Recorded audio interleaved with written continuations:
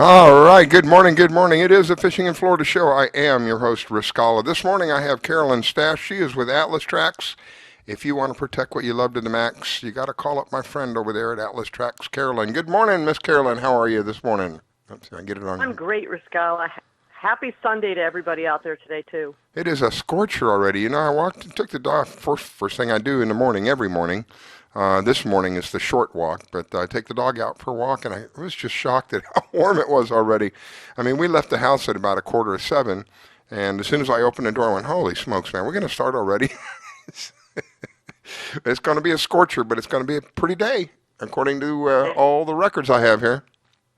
yeah, compared to yesterday, which was downpours for me here on the eastern part of the Broward County, it's at least the sun's out right now. It's going to be real feel is going to be about 100 degrees if you're outside, and bright sun. So wear the screen, the sunblock everywhere you go. It has been unbelievably hot.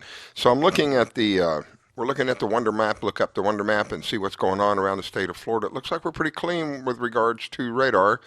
Not a whole lot happening with regards to um, thunderstorms and things of that nature.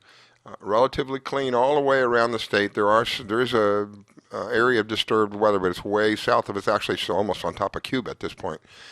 So it's not anywhere that's going to affect us. Looks like it's going to be one big, hot, muggy. Oh my goodness! So looking at the beaches are open, but there are some restrictions. You've got to go by CDC guidelines.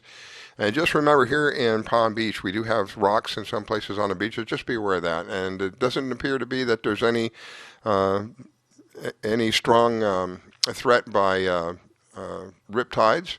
Doesn't appear to be any of the wonderful things that sneak up on us every once in a while, the man o' wars and the rest of that stuff. So it looks like it's going to be a beautiful day to go to the beach. Let's look at the tides. Let's see. Today we have already had a low tide this morning at 153. We just had a high tide, 744, about 15, 20 minutes ago. Um, Next low tide will be at 150 this afternoon, and the next high tide is going to be at 820 tonight. So still got a high tide coming in later tonight if you like to do that night fishing. I would, a lot of times I would like to fish as the tide comes in at night. It's just so cool. You don't have that sun beating down on you. Let's see. According to NOAA,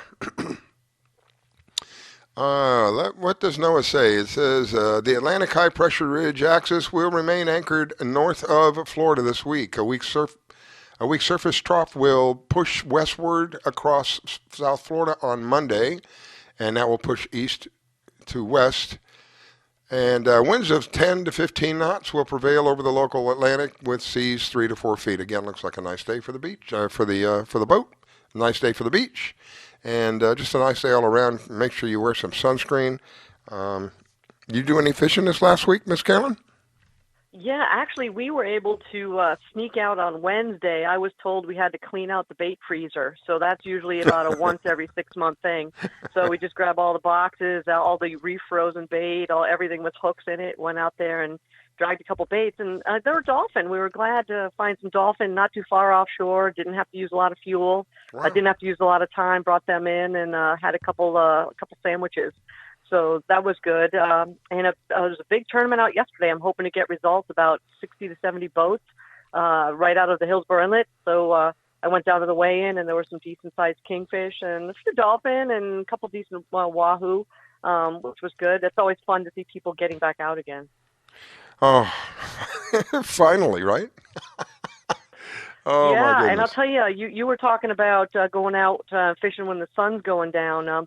I really love going out when the tournaments go off because for our listeners, all the boats gather in one inlet.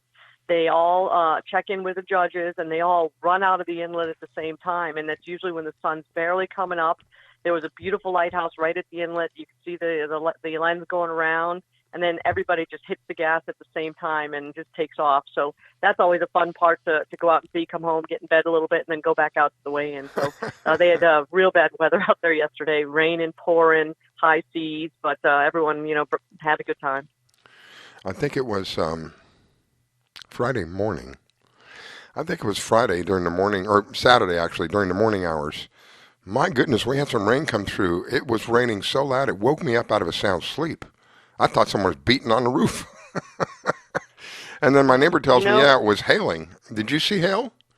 yes, I would have. We just refinished our backyard, and we are, as you know, on the water in the canal, about a mile or so from the beach. And the wind came through, lifted our umbrella out of this newly refinished teak. Oh my And as goodness. it flew out, it ripped a lot of the boards out of the top surface area where you put your plate. So we've got a little repair, and I don't know where that came from. It was almost like a little tornado burst Yeah. ripped through. But it was kind of nasty for a while. I was shocked how quickly and how hard it was raining. Um, yeah, woke me right up. All right. Well, we'll have Robert. Excuse me. We'll have Robert on here shortly. Robert with Florida Fisherman magazine. In the meantime, I want to take a second to talk a little bit about Atlas Trax because we don't have the opportunity to do that very often, and today we will. And I think it's something that's very, very important for people to know what is available out there. Something for a peace of mind. Really don't think you can put a price on peace of mind. But Atlas Trax has several different contraptions, if you want to call them that. Several different pieces of equipment that they have, and there's a couple of them that I really, really, really like. I'm kind of prejudiced towards one in particular. It's called, I think they call it the hotspot. Is that what it's called, Carolyn? Sure. It's that size hotspot. And that's a little device you can take anywhere with you in the world, whether you're boating, you're out camping, and it allows you to use your existing phone and create your own satellite network when you're out of cellular range.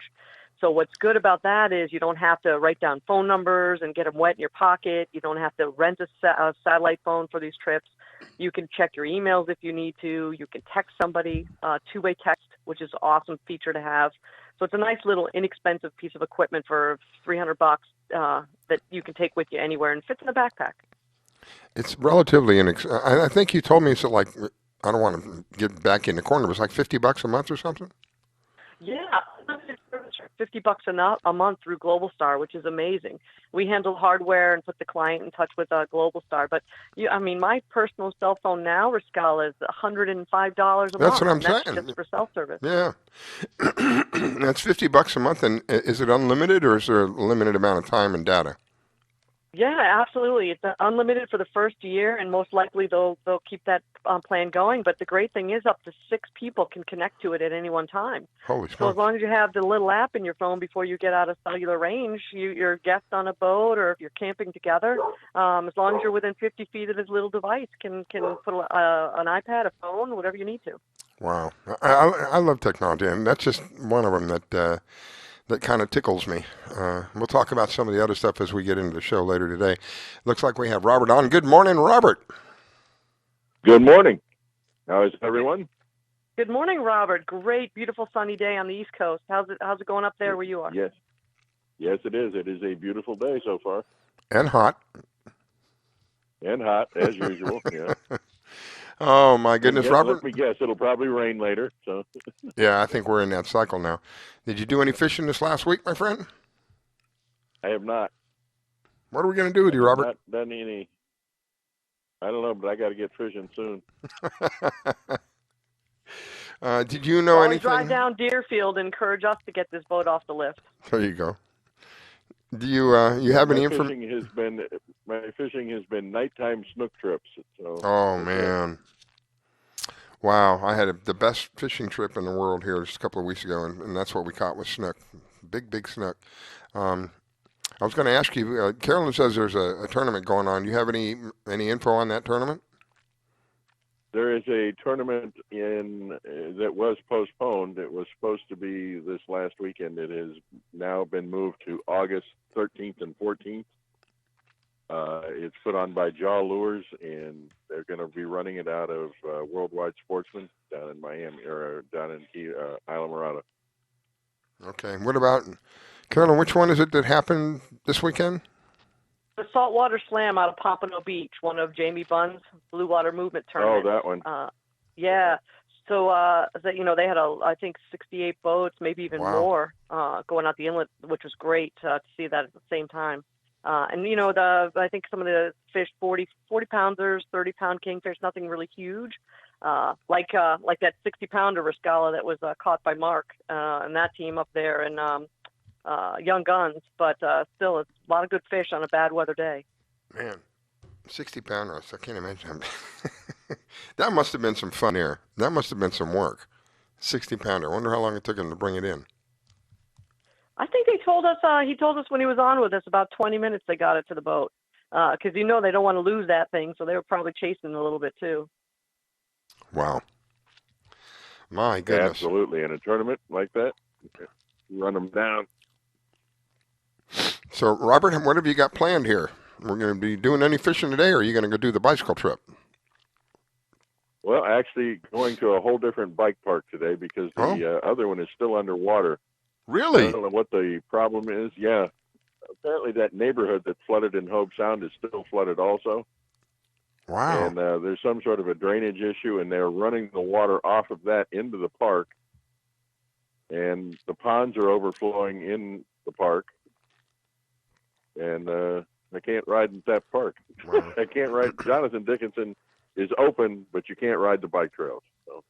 That surprises me, because one thing I've always said about here in Florida that really has amazed me and impressed me is that we can get rid of some serious water very quickly. I'm surprised that they're not able to drain that properly and get it out of the way. You just think about it. I was talking with Carolyn about this storm that came in. I think it was Saturday morning, early morning hours. This storm came through. Oh, yeah. It rained so hard that it literally woke me up out of a sound sleep. And I thought for a moment, I thought, oh my gosh, did a depression build while we were sleeping or something? It was pretty nasty for a while there. It really was amazing. So hopefully, yeah, it was. The lightning lit up my room. So yeah, that was the other thing. I heard this weird thunder. It was almost like a baloop, and so it wasn't like a bam. It was almost like I don't know, it was just a weird sounding thunder. And I said, gosh, man. On top of that, it's raining so hard that it actually wakes me up, and then I hear this weird thunder, and I'm wondering, when you're coming out of a sleep, you're still kind of asleep, half awake. I'm going, I didn't know what I was imagining, what was going on. Am I sleeping and I'm imagining this going? It was really crazy. It went on for about maybe 5 or 6 seconds, but my gosh, it was pretty tough there for a while. That's the wonderful weather we have here in South Florida. It can be nice and sunny like it is right now, and then 15 minutes from now, the world is coming. The world is coming to an end. It's raining so hard. Well, I have to tell you a funny story. My next door neighbor has a 2-story house with ultra bright security lights on the corner, and they sometimes shine into my room if a rodent or something runs by. And during that storm, I was getting so mad because I thought his lights kept going on, and I was ready to dial him up. And I didn't even think about it. You were saying half asleep. It was just the lightning. And I was ready to dial him and tell him to turn the damn lights off. Oh, that would have been good. 2 in the morning. Can you please turn your lights off? And turn that sound off too, will you? Yeah, really. Yeah. Wow. So I don't know about you, Robert. Are you on any kind of curfews up there? Because in Broward, one day ago, we're back to you can't go out after 11 p.m. Restaurants can't serve inside. We're back on a curfew here in Broward. What about you up there? We have no curfews, but they are back on. The indoor dining is out now. And is that for Palm Beach? What's that? For Palm Beach? Palm Beach County? No, Martin County. Oh, Martin County. Yep. Oh, my goodness. I was just hoping we start to see some kind of degree of normalcy. This is like, I don't know. I get so many conflicting bits of information. It's this, it's that, the it's the other. One thing I have noticed, this is a definite fact. We have, I don't know what is increasing quicker, whether it's coronavirus or the number of experts in the virus field, because every time I turn on anything, there is somebody who has no idea what they're talking about telling me that they think they know what they're talking about. It's just gotten completely out of hand. Everybody has become a viral expert. Supposed to be a 30-day emergency. So much to the point where I just turned off social media for the most part. So, right when all of this started, I think we was limited to. I think I may be wrong, but I think it was like a 30-day deal. Well, we're long past 30 days. I want to go back to. I want to get back to some degree of normalcy. Even we're talking about schools now. Now the schools are only here in Palm Beach County. They don't know if they're going to open the schools or not. It's What a hardship. My whole argument about this is the prevention. How much harm are you doing with the prevention versus doing no prevention? Because right now we're looking at, I think it's like 40 million people, right? Somewhere in that neighborhood that have been affected negatively by this thing. I don't Oh, know. I'm sure. Well, that was the numbers I'm finding from the government sites. It was estimated 40 million people have now been affected some way, shape, or form in a negative way by this thing. And that, I don't know, that just doesn't make sense to me. I'm one of those 40 million, and I've had it. I just don't, I want to go back to being a normal American. I can't do that anymore. It disturbs me wherever we go. It's like you're constantly reminded. I have the signs, these signs that they have that they flash. They're either battery Oh, the operated, neon signs. Yep. and I'm driving down the road. It says practice social distancing, wash your hands. Some other stuff I can't remember. It's like a constant reminder that this is here and this is we gotta. Oh, please. I I just want to go away. I want to find an island somewhere where viruses don't exist, where I can just kick back for a little while and say, "Oh man, enjoy the sunlight, enjoy the." That's why I want to go fishing again. I get away from all of this insanity. If you go to American Samoa has yet to have a case of coronavirus. Isn't that interesting? Yeah.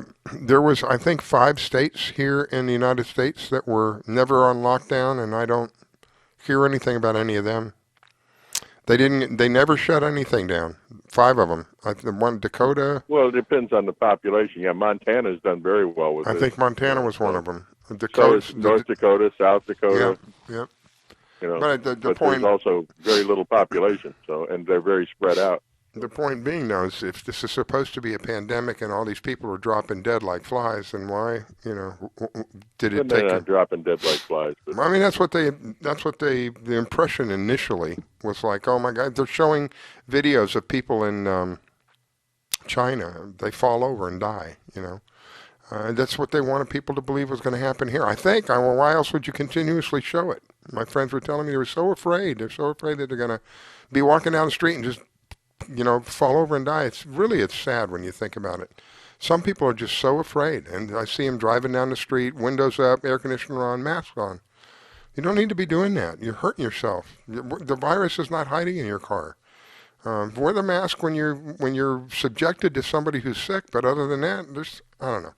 I get it. It just drives me crazy. I'm tired of what's going on. It's really racking on my nerves. I can't help but think that some people really want that. They just want people to be pushed to the edge so that they lash out, and then they're going to villainize the people who lash out. That's what's happening now. People who feel that they don't want to wear a mask are being shamed and yelled at, screamed, cursed, and it's just more division. The one who didn't want to wear a mask yesterday actually ended up threatening a police officer with a knife. That Holy smokes! Well, so. See that, oh, my goodness, it's just we don't need that.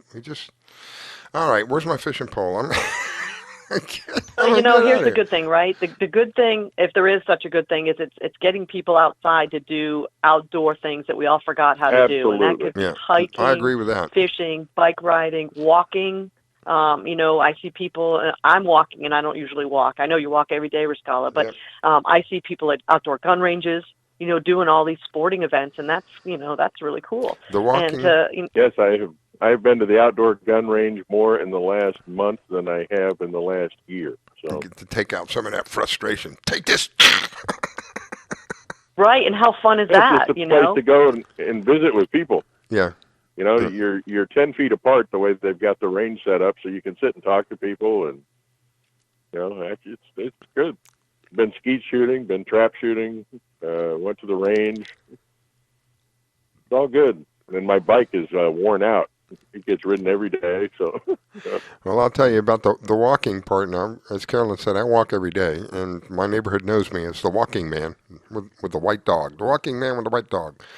I have noticed a tremendous difference here in the last 60 or so days where I would hardly ever see anyone. Now I see multiple people. So that is a good side. It's good to get out there in the sunlight and get that sunlight on your body. That helps your body produce vitamin D, which helps your immune system. Well, and this has been good for some people. We went to the bike store the other day. I was just going to pick up some stuff. They are completely sold out. They're waiting for the 2021 models now because they are completely sold out of bikes. The only thing they had left was used bikes and a couple of really, really high-end bikes that were like $12,000. Wow. But other than that, they're completely sold out. Everything like that, Robert. Scooters, bikes, RVs, boats, anything like that. Yeah. It's pretty amazing. I mean, you can't find anything in stock, which is good for some industries. Yeah. And and it's getting people athletic. And you know what else? It's you'll notice in your neighborhood, like us. We painted the house, we painted the roof, we ripped down the fence, we put up a fence. I mean, people are doing renovations outside, hard labor work, but we're doing it ourselves and figuring out, oh shit, we cut a pipe, now what? But you'll see the houses are changing in your neighborhood just because people are getting tired of the paint and they're doing it themselves, and it's great. That is the silver side. I agree. That is, stuff is getting done that needs to be done. That wouldn't be done otherwise. It would be done, but it would be done a lot longer down the road, and it's getting done now. And there's a good side to it. I just want to go back to being normal again. They've been working on the roads too. So I noticed that. Yeah, I said, hey, well, it's a good time. Might as well. See that getting done. The roads haven't been worked on in like 20 years, so get it out of the way. All right, Robert, we are out of time. That's what happens when we're having a good time. It literally flies by. Before we go, let me give you a moment here. If we didn't even get to talk about Florida Fisherman Magazine. Florida Fisherman Magazine is a subscriber-supported magazine. It is a digital edition. Find it online. And if you are someone who has a nice fishing story, maybe with some pictures and possibly a video, if it falls along the guidelines, Robert will consider putting you in the magazine. So let me give Robert the floor for a minute. Robert, how do people get a hold of you? And if they want to submit something to be considered for the magazine, how do they do that? Well, if you want to see the magazine, it's at www.flfishmag.com. And if you've got something to send in, send it to pages@flfishmag.com. All right, my friend. God bless you. Thank you so much for sharing with us this morning. Greatly appreciate it. Looking forward to having you on again. I'm going to let Carolyn say goodbye. We'll take a quick break. Robert, Carolyn, you have a wonderful Sunday. day. Yeah, absolutely. Keep the rubber side down on those tires. You got it. All right, my friend. Here we go. You're listening to the Fishing in Florida show with your host, Scala Stevens. Don't go away. We'll be right back.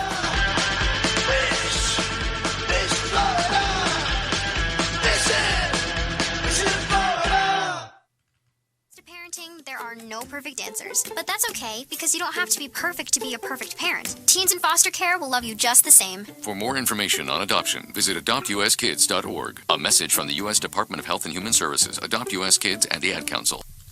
Listen and imagine.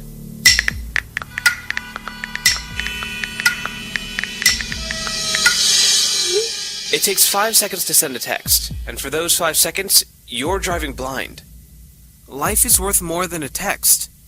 Stay alive. Don't text and drive. Do you need toner for your Epson, Hewlett-Packard, Canon, Brother, Apple, or Sharp printers? Look no further than Laser Technologies. In business for over 20 years, they offer the lowest prices on toner on the web. They can also repair your laser printers and toners fast and easy. Call their expert staff today at 561-792-9600 or email us at service@laser-technologies.com for all your toner needs. All toner is shipped nationwide. Why wait? Get the lowest prices on toner. Call or email us today. I grab my fishing pole and cast it in the water. I fish until dawn. Oh my, I caught a shark. I'm fishing it on and on. When the sun shines all day. It just caught me a grouper.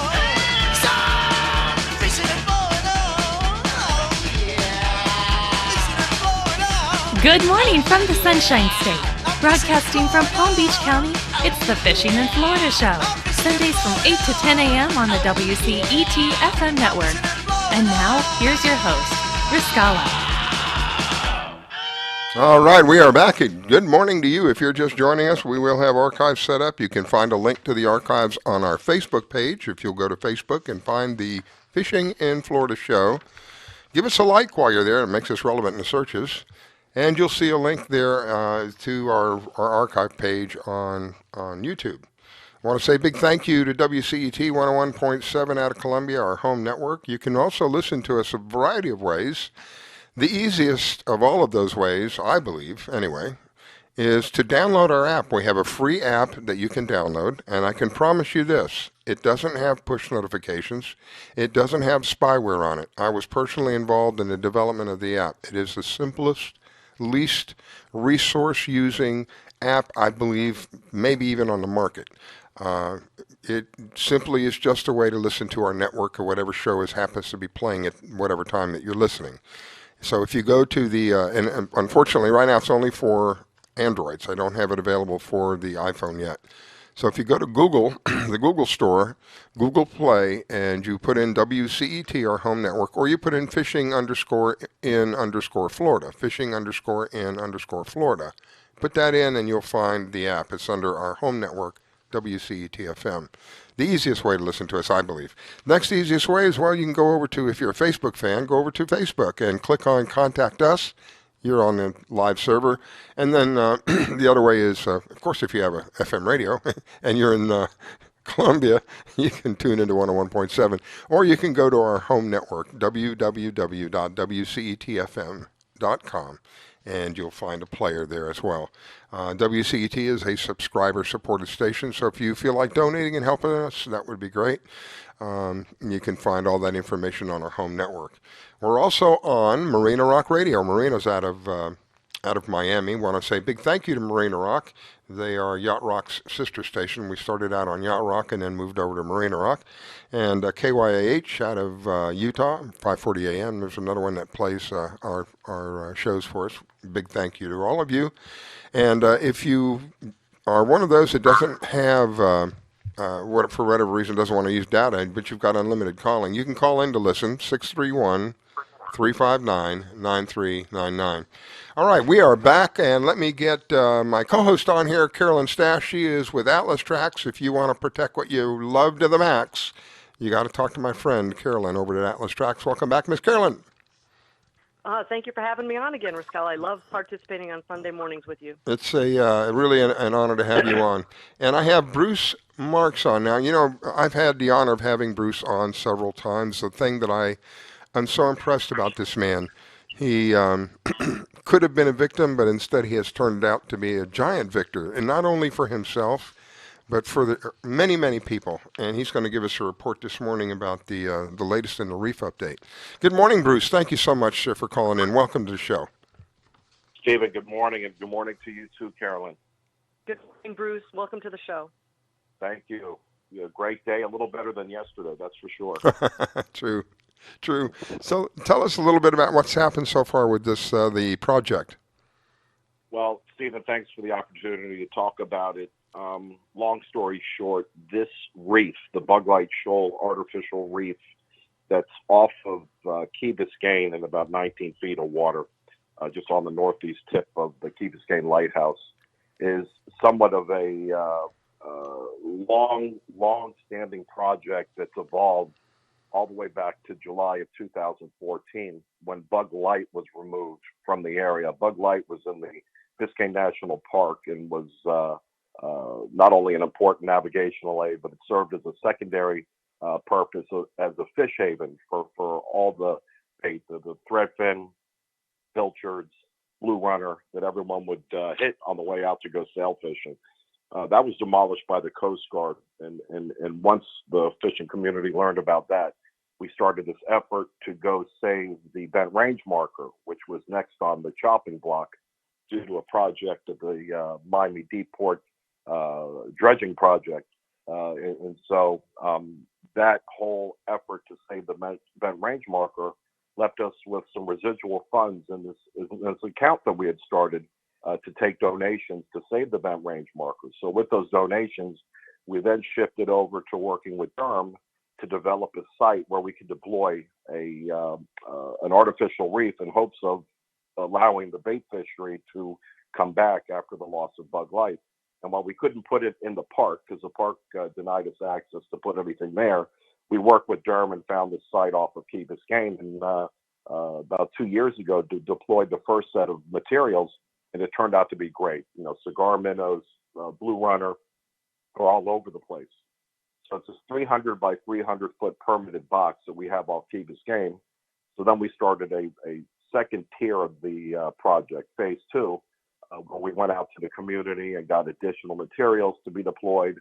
And we just completed a $110,000 fundraiser to allow for phase 2 of the deployment, which I'm hopeful will start in August, where we're going to fill up more piles within this 300 by 300 foot box to increase the bait fishery that we already have due to phase 1.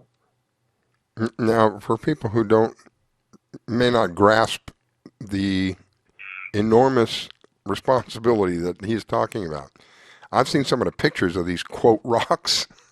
They're big as a car.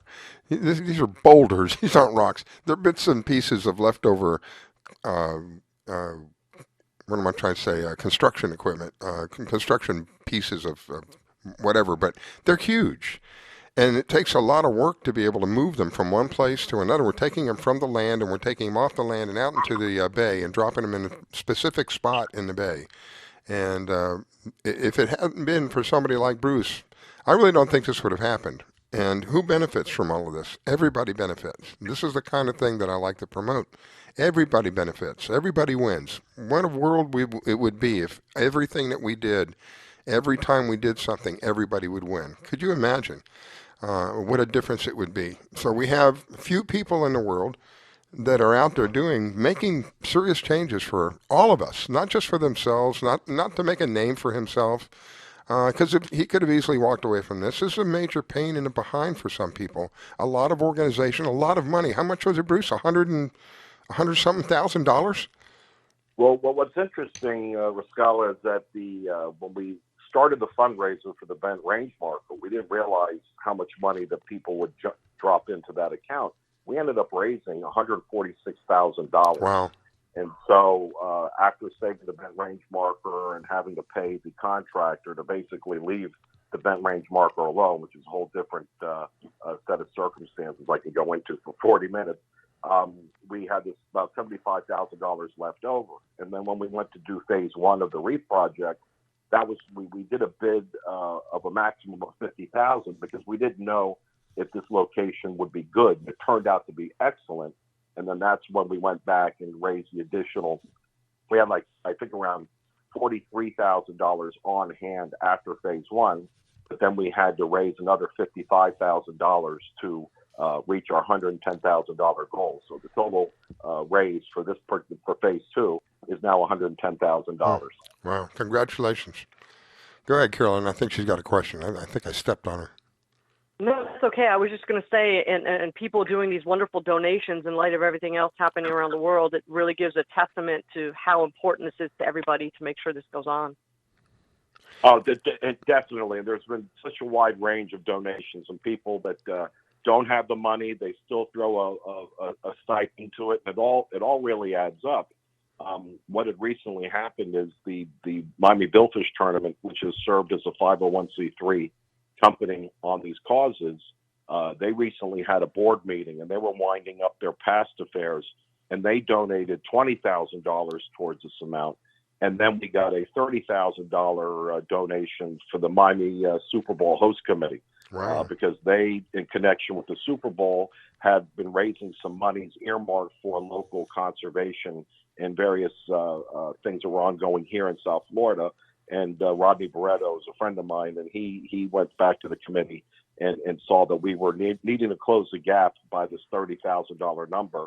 And last week they went ahead and donated that money to us.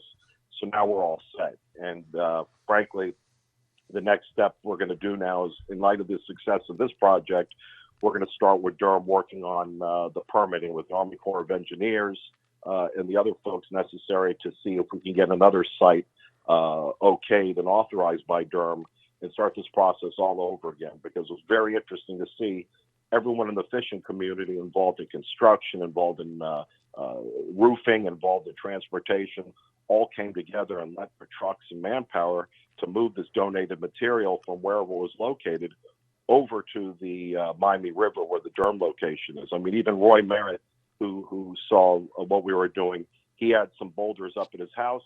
He covered he not only donated the boulders, but then he covered the cost of transportation of those boulders to Miami. So everyone sees these things on Facebook, and they like to help. Well, I saw some pictures of somebody. I think it may have been you posted some pictures of the area, and it was pretty impressive because it looks like. I mean, from the picture, I can't really tell a whole lot from the picture, other than it appeared to be there was nothing really for the fish to accommodate the fish there prior to you doing what you did. It looked like it was like a sandy bottom there, so there wasn't really a support for any kind of fish to hide out or to have a habitat of any kind. And then you moved in and did what you did, and I can just imagine. I'd love to see, have a snorkel and take a look down. I bet it's just teeming with life now. It really is. I went out there fishing 2 weeks ago and threw out the chum bag. Not only did the cigar minnows pop up right away, but then I saw Goliath come up, and the Goliath it was probably about 3.25. And you're right. Durham's very picky. Rightfully so. Where the sites that they allow for these deployments, and we had 4 or 5 sites that we got from local captains that gave in their input, but Durham didn't allow them because there were sea fans there and corals there, so they didn't want a bunch of concrete materials dumped on top of an existing reef. Mm-hmm. So that area was a sandy bottom, but it within a day of the deployment, they went back to take photos, and the cigar minnows were already congregating around these big pipes. Go ahead, and I have to say, for our listeners, what's really amazing, Bruce, is that you have a full-time gig. This is what you're doing in your spare time, and your commitment to this reef and for your fishing and everything else that you do is just the love of the sport and of fishing. This is not what you do full-time, which is amazing for our listeners to know. Well, I appreciate that. You know what? I never felt myself as an activist, but somehow I found myself in this role once I heard that Bug Light was removed. I called the Coast Guard myself, and I realized, we have a limited time to act, and, I got a desk job, so I'm free to throw out emails and pick up phones, and if I can, orchestrate plans, I'm really happy to do it, because I do believe that those of us who have spent a lot of time out in the water, we owe it to go back to the sport that we love so much and to dedicate time. I mean, there's a lot of people that take and don't give, and that's fine. That's a prerogative. But I've just never felt that way. I've seen Miami change. Hell, I've seen the world change.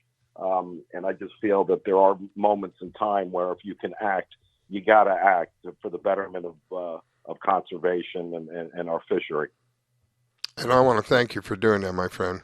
If we had more people that would do things similar to what you're doing, I really believe it would be a heck of a lot better place. Can you imagine?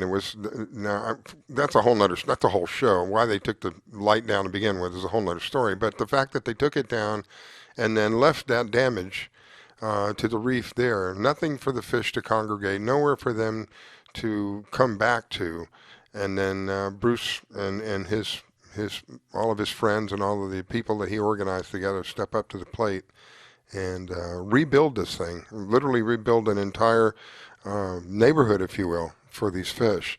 And who benefits from that? Well, the fish benefit from, that's like I say, everything benefits from this.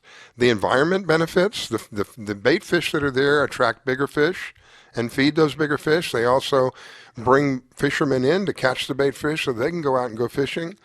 Everybody wins when we do something like this, and then everybody pitched in. It's a testament to what happens when we as Americans do what we do best. We join hands, shoulder to shoulder, and we work with each other, and look at what we can achieve. I'm very proud to know you, my friend. I am, truly, I mean that, every word of it. Thank you very much, Ruscala. It's always a team effort. You can have someone that leads a charge, but unless you have the community behind you, you can't really go very far. So it's just it's everybody seeing a need, seeing a cause that they can lend money to and lend support to. It's all non-political. I mean, this is something that everyone can get their arms around without sacrificing their ideals. So all of these causes have been great. It's something that we all can agree on. It doesn't have to be a red thing, a blue thing, a black thing, a white thing, none of that. we all agree this is going to help everybody. Everybody's going to win. It doesn't matter what your political affiliation, your faith affiliate, none of that matters because this helps everybody. It's just, it's like if you could invent air, this would be it because it would help everybody, Well, Bruce, thank you. I want to give Carolyn an opportunity to say goodbye to you. Thank you so much, my friend. Thank you for so many things. And thank you this morning for coming on and sharing with us. I greatly appreciate it. And the great news. Congratulations, by the way. Go ahead, Carolyn. Thank you. Thank you for having me. Bruce, have a great Sunday. Get out there and do a little fishing this week if you can, and we'll look forward to an update.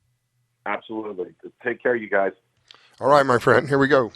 You're listening to the Fishing in Florida show with your host, Scala Stevens. Don't go away. We'll be right back.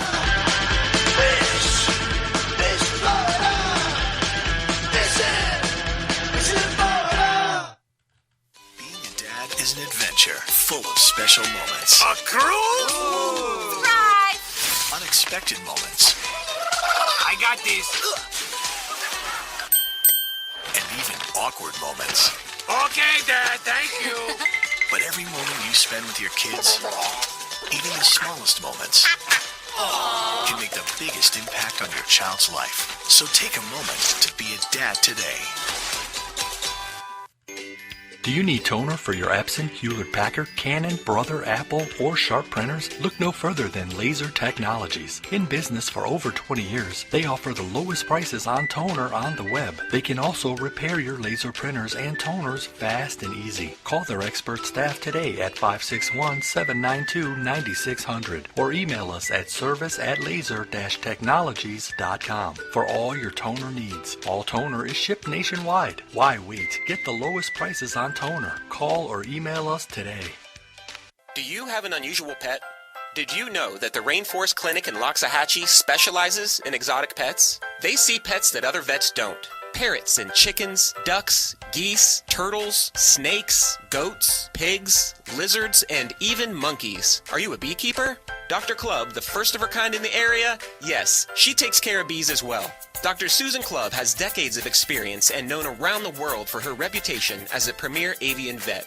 Located at 3319 E Road in Loxahatchee, just a short distance north of Okeechobee Road, you will find a modern clinic with in-house labs which allow you to get your test answers quickly. You can find them online at www.susanclub.com. That's www.susanclubb.com.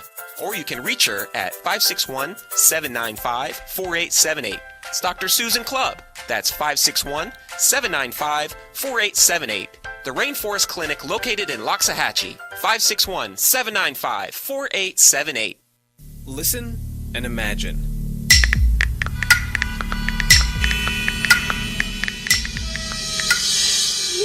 It takes 5 seconds to send a text, and for those 5 seconds, you're driving blind. Life is worth more than a text. Stay alive. Don't text and drive. I grab my fishing pole and cast it in the water. I fish until dawn. Oh my, I caught a shark. I'm fishing it for and on.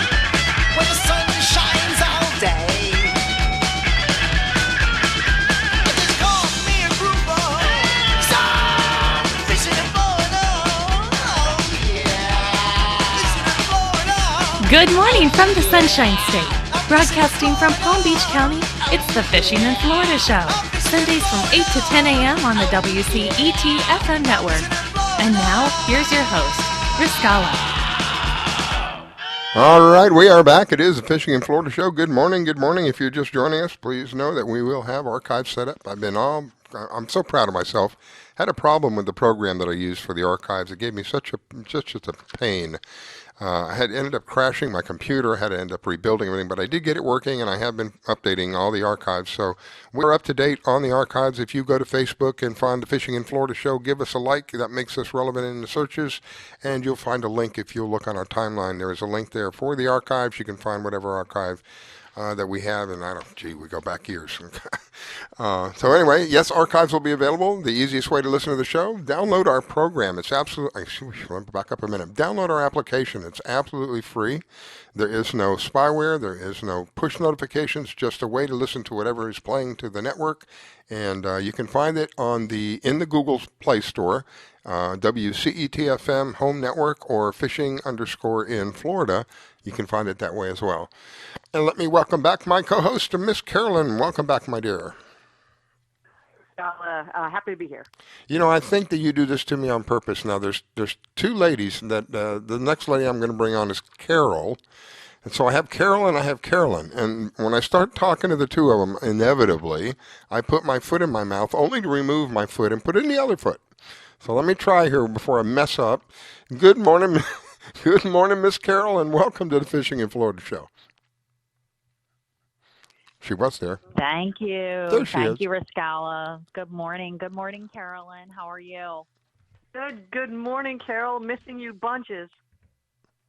Same here. We've been doing our respective things. I'm on the west coast of Florida right now in beautiful Sarasota, and miss being on the East Coast, but I'm headed back that way soon. I think Carolyn and I are trying to get a tournament together here soon, tournament. Cool. Have you done any fishing over there?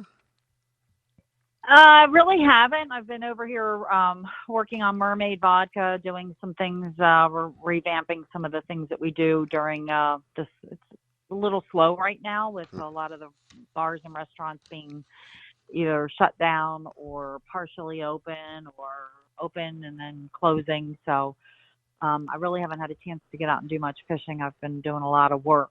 Yeah. So that's okay. It's all good because we're getting ready for when things do really reopen up. We'll be able to hit it pretty hard. Plus, we've got a tournament coming up over here called the Sarasota Slam, and we sponsor a team that fishes that tournament. It's Captain Jeff Page. You may have heard of him. Mm-hmm. And he puts a little team together. And last year they won the tournament. So Mermaid Vodka was we were really happy to be their team sponsor, and we went ahead and decided to sponsor them again this year. So we're really looking forward to that tournament. That's in early August.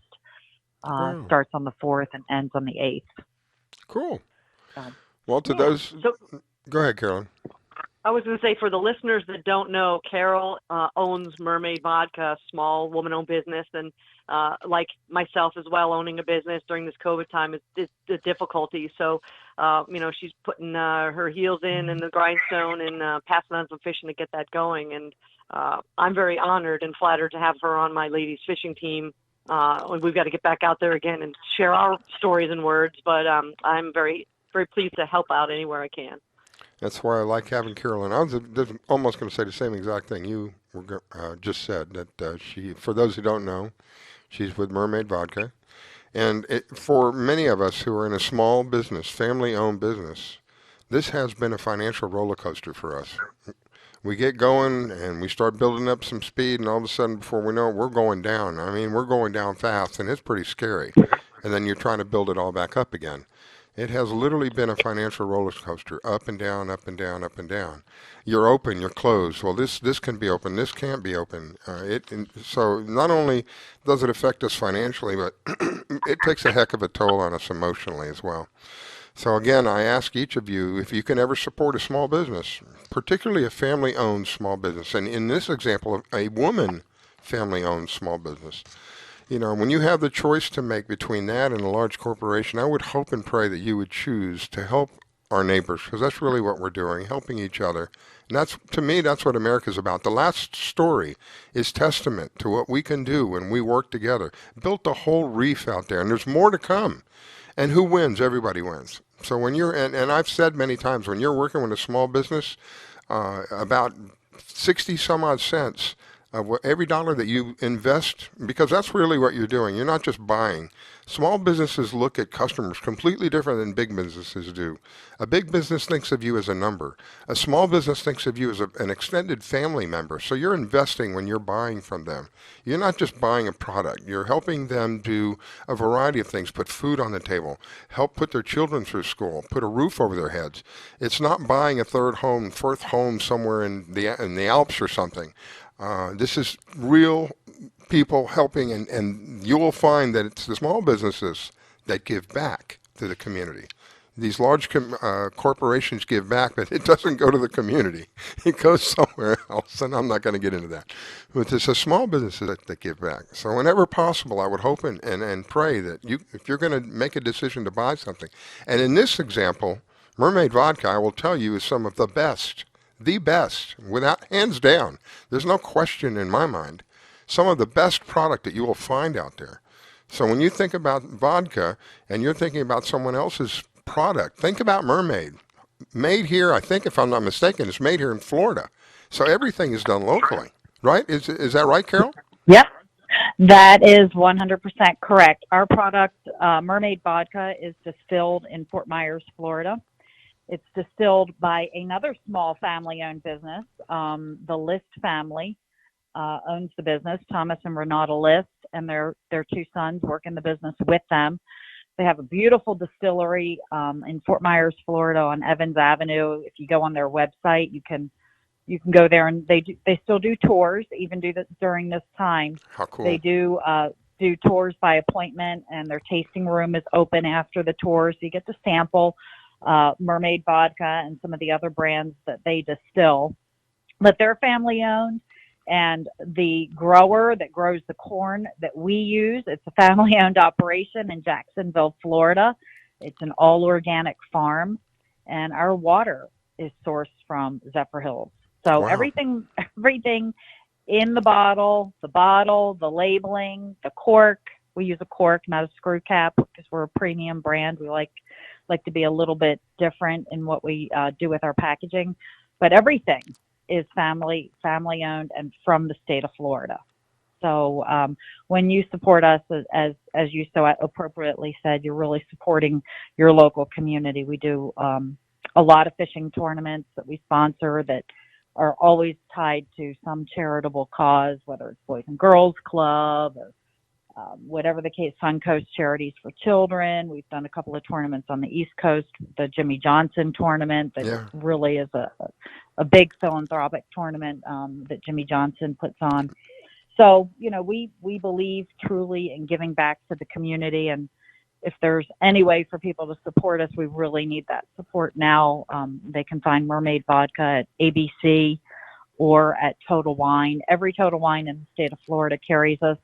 The ABC stores, not all of them have the product, but if the local ABC doesn't have it, all you have to do is ask them to bring it in from their warehouse, and they'll bring it in for you. So if your listeners are so inclined, if they could help support us during this time, we appreciate it, and rest assured we give it back tenfold.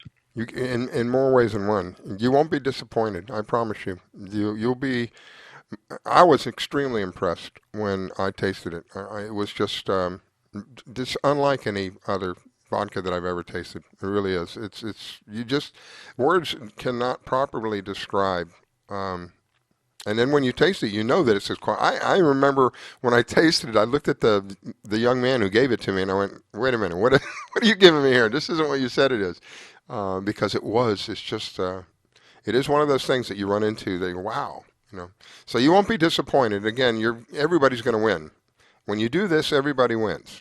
The little business wins, which gets back to the community. When the community wins, you win because you get a top-notch quality product. Florida wins because the people, everything here is done in Florida, from the very basics, the corn, all the way to the distillery. It's all here in Florida. Distribution is all here in Florida. Helping each other really is what it's about. And now more than ever, with this insanity that's going on around us, where they're telling one business, "Oh, you can't be open," while another business can, which just boils my blood. And they seem to be picking on small businesses, seem to be suffering the most of everyone. So again, I'm asking you, if you have that opportunity and you so decide that you're going to buy some vodka, please consider Mermaid Vodka. I promise you, you will not be disappointed. You'll be investing in a small company, and the payback, the return on investment, as people like to say, will be phenomenal. You'll have a high-quality product, and you'll be helping tremendous amount of people here in Florida as well. And you know what else, Riscal? I have to tell you, the packaging is so beautiful that Carol has come up with, that when I'm done with my bottles, I get little strands of battery-operated lights, and I put them in the bottles, and I use them as centerpieces on my tables. How So cool. I reuse the bottles over and over again, and then you put the cork on, they just look really, really pretty outside on a patio. Yeah, you can see what it looks like. The website, what's the website, Carol? It's mermaidvodkausa.com. mermaidvodkausa.com And can is you our website, and everything's on there. You can see our packaging. You can see a list of retailers. We're in some of the mom and pop retailers as well, not just the chains. So you can find us throughout the state of Florida. You'll see any events that we have that are coming up. Now, keep in mind, our events have scaled way back only because people can't have them right now.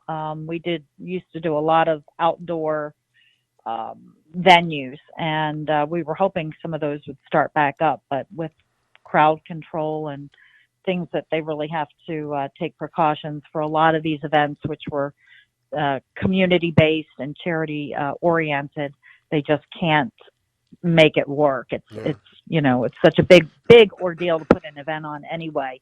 Anyone who's been in the event industry knows that it's a massive undertaking for these organizations that put events on, and to only be able to do it to a limited audience, it just doesn't make a lot of sense during this period. So we're looking forward to the day when all of that restarts and we can resume supporting the community to the extent that we like to, and really get out there and get face-to-face with people and interact, because that's how we get the word out about our product.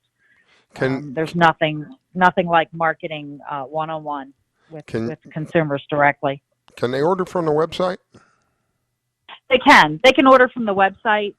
We can ship to every state that law allows us to ship to. So there is a button on the website called Get Hooked Buy Now, and they can order it to ship. And also, again, you can pre-order it if you want to pick it up curbside at Total Wine. You can go on their website and pre-order it right off the Total Wine.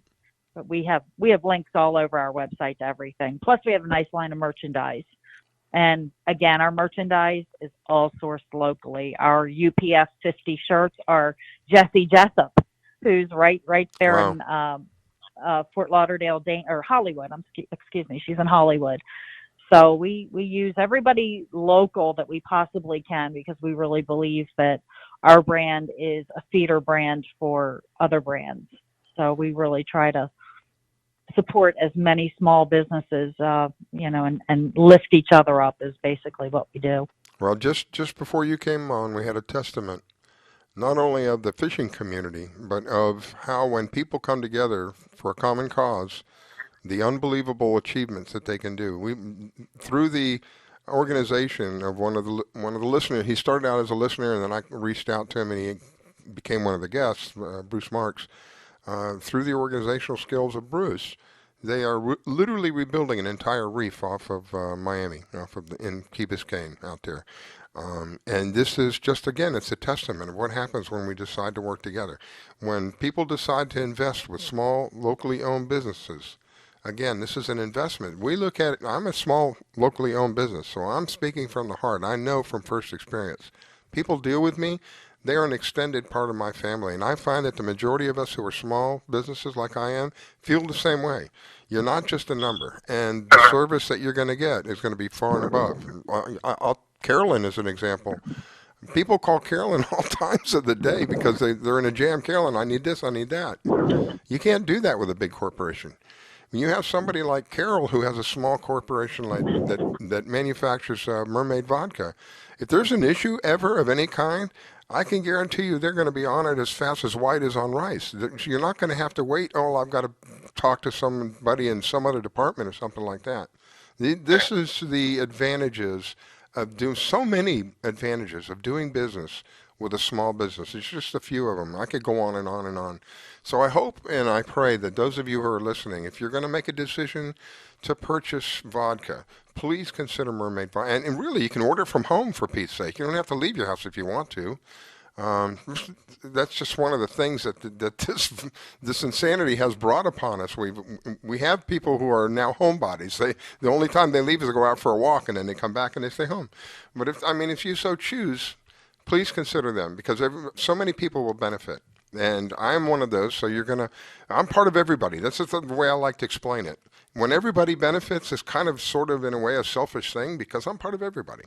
And you're part of everybody. So it's just something to think about now, more than ever before, because we have, my gosh, I don't know, hundreds of thousands of small companies that are facing having to shut their doors because of what's happened to us. And as Americans, I truly believe, even as human beings, I truly believe our default nature here is to help whenever you can help. And that's what I'm asking people now. Help whenever you can help. If you're going to purchase a product, this is a high-quality product. It is competitively priced, and everybody's going to win. Anyway, I'm going to quit talking about it. Well, I could go on and on. You're hired. Riscala, you're hired. I'm hiring you to do all my promotions. I just know that there's a lot of us, Carolyn is another one. She's a small woman-owned business, and not just at women-owned. It's just small businesses right now. We all need help. The small businesses are in desperate need of help. I don't know if you had to apply for any of the assistance that they have available. I have, and it was like a slap in the face. It was like, no.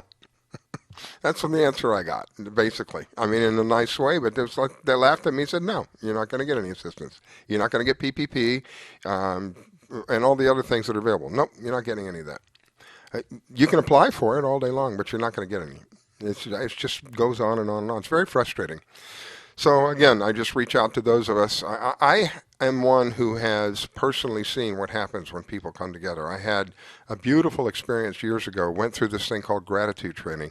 100 people who didn't know each other met each other over a weekend. Before the weekend was over, we went through, all of us went through this experience. This is why I like to promote fishing. All of us went through this experience, and my gosh, probably 80% of us became lifelong friends. I still talk to some of those people today that I only knew for a couple of days, but in those couple of days, you get to, under an intense situation that we were under, you get to really know people. And they, it's just amazing. 2-3 days before that, they didn't know each other. And then they met each other, and within 3 days, they built these relationships. And through those relationships, they got a lot of stuff done. They helped a lot of animal shelters here locally by doing a variety of things. They helped homeless centers for people that needed help with the homeless people. And it couldn't have done it one person, but when all of us came together, we certainly got a lot of stuff moved. And that's what happens when people will come together. That's what I'm asking people to do now. Come together. Use the unity that we have as Americans. We're all Americans. It doesn't matter what the color of your skin is. It doesn't matter what you believe politically or what you believe in faith. We are all Americans. That's the one common bond that we all have. We are all free. We are free to make a choice. And hopefully the choice that you make when it comes to buying something that you need, you'll choose a small family-owned business, woman-owned, veteran-owned, whatever, but a small family-owned local business, because you will be giving back. You'll be investing.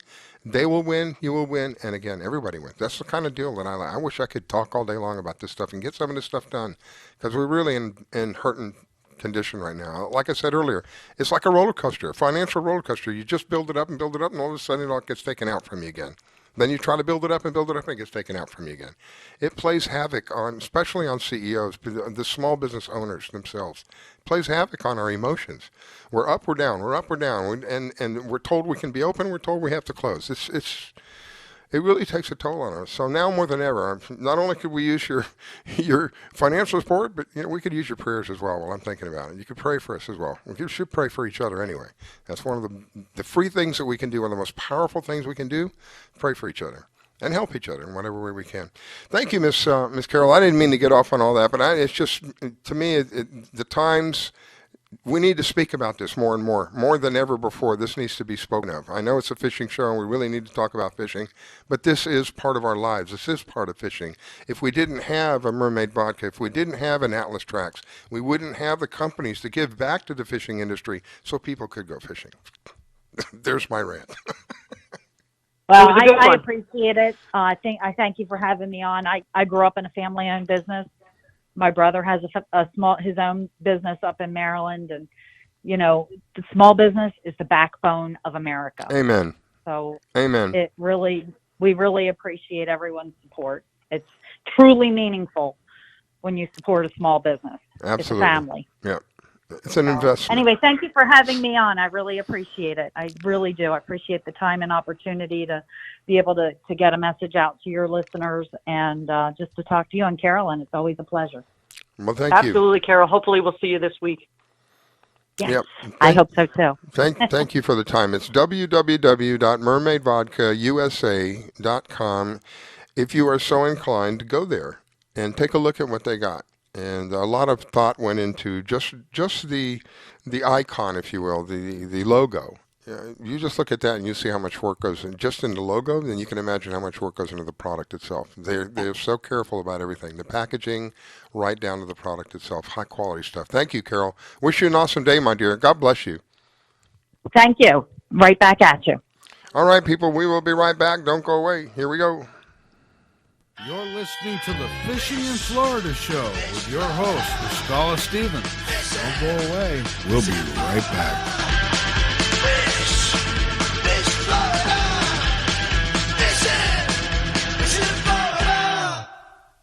Do you own a laser printer, copier, or a fax? Well then, listen close to this announcement. Laser Technologies has been providing high-quality, frustration-free toner cartridges that are guaranteed not to harm your equipment for over 20 years. Laser Technologies will save you on your supplies with high-quality and fast delivery. Savings up to 50%. Laser Technologies supplies toner, imaging drums, developer and cartridges for most of the major brands. For a price quote, send an email to service@laser-technologies.com. Include your printer make and model for your part number. Call us at 561-792-9600.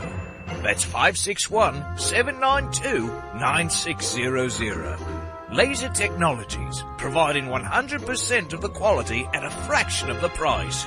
561-792-9600. Thinking of moving? Before you do anything else, call Diane Whittick. She provides a concierge service. Things like having your home or condo packed and shipped. Even take care of your home repairs or upgrades. Diane has the expertise to get it done. As a seller, you will have constant contact. She will furnish you with bids on any services that might need completion. Air conditioning, plumbing, handyman, and even cleaning. Living up north and have a home to sell here in South Florida? Just give her the keys, address, and a signature. Your payment will be wired when the property is sold. That's right, Diane does it all. Thinking of buying? Diane has great listening skills. Tell her what you want, give her your budget, and like a genie, she will make your real estate wish come true. There's no regrets when you choose Diane Whittick. To reach Diane, call 561-247-5478. That's 561-247-5478. Do you have an unusual pet? Did you know that the Rainforest Clinic in Loxahatchee specializes in exotic pets? They see pets that other vets don't. Parrots and chickens, ducks, geese, turtles, snakes, goats, pigs, lizards, and even monkeys. Are you a beekeeper? Dr. Clubb, the first of her kind in the area? Yes, she takes care of bees as well. Dr. Susan Clubb has decades of experience and known around the world for her reputation as a premier avian vet. Located at 3319 E Road in Loxahatchee, just a short distance north of Okeechobee Road, you will find a modern clinic with in-house labs, which allow you to get your test answers quickly. You can find them online at www.susanclub.com. That's www.susanclubb.com. Or you can reach her at 561-795-4878. It's Dr. Susan Clubb. That's 561-795-4878. The Rainforest Clinic located in Loxahatchee. 561-795-4878.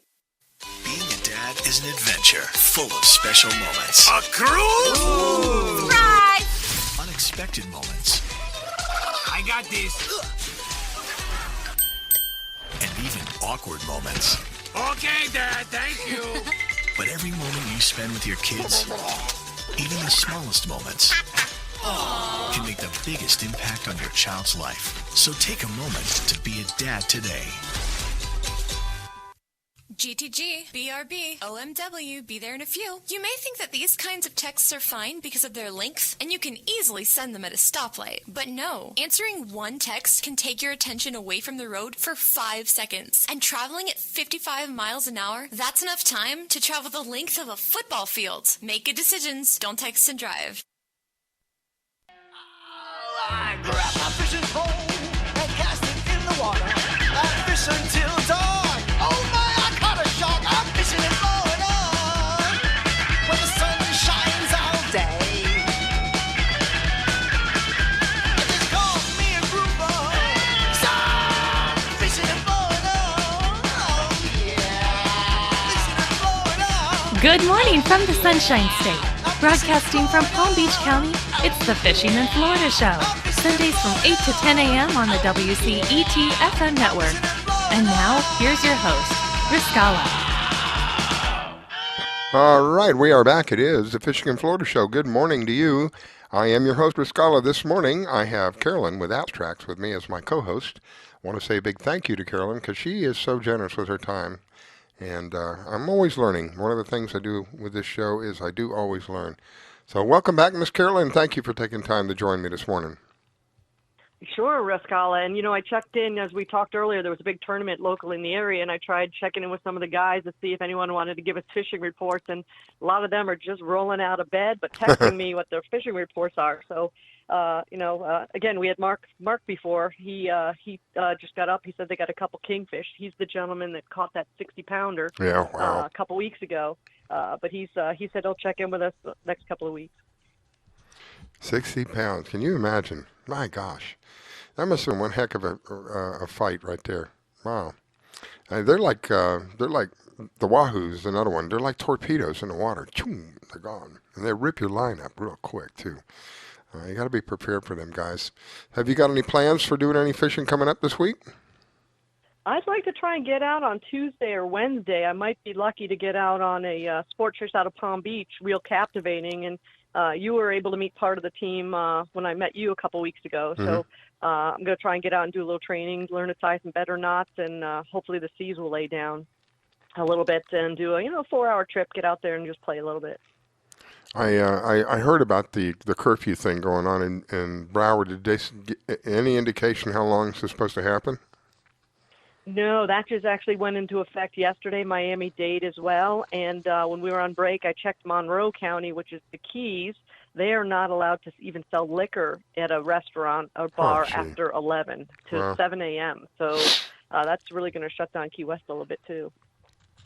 I mean, that's what they're known for. Margaritaville, right? I mean, gee. Oh, my gosh. It's like having a chocolate shop and saying, well, you can't sell chocolate. Sorry. You're not allowed to sell any chocolate right now. It's just, well, hopefully. What else do those kind of places like Sloppy Joe's do at 11 o'clock at night? And that's, that's the main business. So, it does affect everybody. It's sad. All right. Well, right now beaches are open. They don't. The only restrictions are CDC guidelines. Just things like no more than 10 people. Got to do your social distancing. I personally would not wear a mask. That's just my personal opinion. I don't think you're required to wear a mask out there. I hope not. I don't know. It doesn't. I'm looking at it. Doesn't say anything about wearing a mask. It may be. You'll have to check on that. But I know that when you're out in the sun, and especially if you're out exercising, please don't wear a mask. That the doctors will tell you need to be breathing if you're exercising. Leave the mask off. The virus can't run as fast as you can. Oh, I just have to laugh with some of this stuff. It's just so crazy over the top here. Let's see, the tides, like I said earlier, low tides already happened. It's 1:53 this morning. Next high tide happened again. This morning at 7:44, so we're in between high and low. Next low tide is 1:50 this afternoon, and the final high tide will be at 8:30 tonight. So you can find where you like to go, 8:30. go do some night fishing. I think I don't know. I don't know what the moon phase is, but there may be a little light out there. With regard to the marine forecast, looks like it's just going to be a pretty nice day. Hot. Just be prepared for the heat. But it appears to be seas are going to be nice, 2 to 3 feet in some areas, 3 to 4 in others. Let's see, coastal waters, light chop. Nice day, nice day. Get out there and enjoy it. There's a lot of things that we can do. My favorite thing, of course, is why I do the show is fishing. I just when I go fishing, there's just something about it. I like to just turn my phone off completely and just kind of leave the technology behind for a little while. There was a time, believe it or not, and Carolyn may remember this. There was a time that people didn't have phones. We didn't carry phones with us wherever we went, and you just couldn't reach me wherever I was anywhere on the planet. There was a time that really existed. And then we made this huge leap forward. Well, if you wanted me, I had this little box that I carried with me called a beeper. And you would call a special, this is so silly that I think about this now. You call a number, and then you enter in your phone number, and your phone number comes up on my beeper, and I call you, and I can. It wasn't like it is today where, at any given time you can send me a text, you can phone call me, you can reach me a variety of different ways. So put all that away for a little while and go do some fishing. Enjoy the environment that God has created for us. It's just a gorgeous day. The only thing, I got to be honest, the only thing is just it is hot, so be prepared for the hot. But other than that, it's a gorgeous day. Get out there and enjoy it. And your body can use the sunshine. Your body actually will help produce vitamin D in the sunshine, and vitamin D is an immune booster. So everybody wins with this, right? So your listeners know that I'm in a tracking business, but I've got an old timer I spoke with yesterday, and I have to mail. He's the only one. I have to mail him a bill with an envelope, and he called me back yesterday. He has a flip phone, no email address, doesn't want to even know if his boat's moving, so he gets no notifications. And I asked him, I said, well, how do you know if your boat's stolen? He goes, when I go look at it and it's gone, I'll know it's stolen. So, I would like to thank you for the laugh of the day. I laughed in the car. I can see that now. You see a piece out the window? Yep, it's still there. And I needed that yesterday. It made me laugh.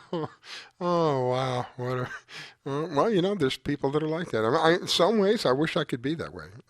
Just kind of cut off from a lot of the technology, because we're saturated with it.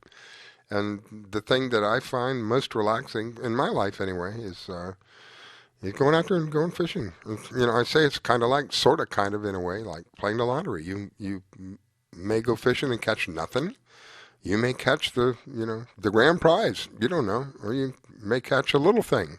It's just one of those things. But the thing that I always get is that peaceful feeling. For that brief period of time, for me, the world just gets put on hold. Nobody gets to call me. I get to just kick back and enjoy.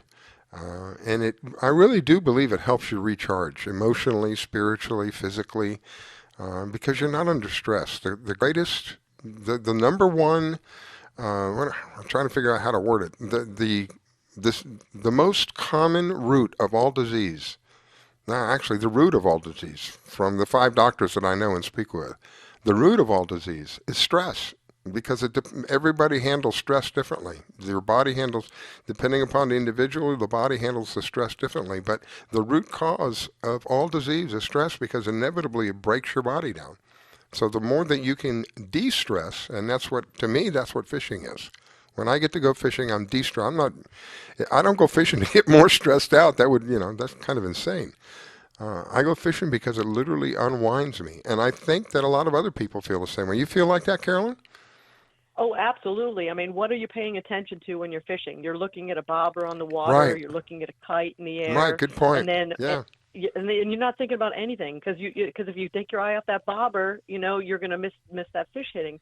And the greatest thing is when your hook gets hit, you still don't know what it is. That's right. So until you get it to the boat, now you could be fighting something for 20 seconds or 4 hours.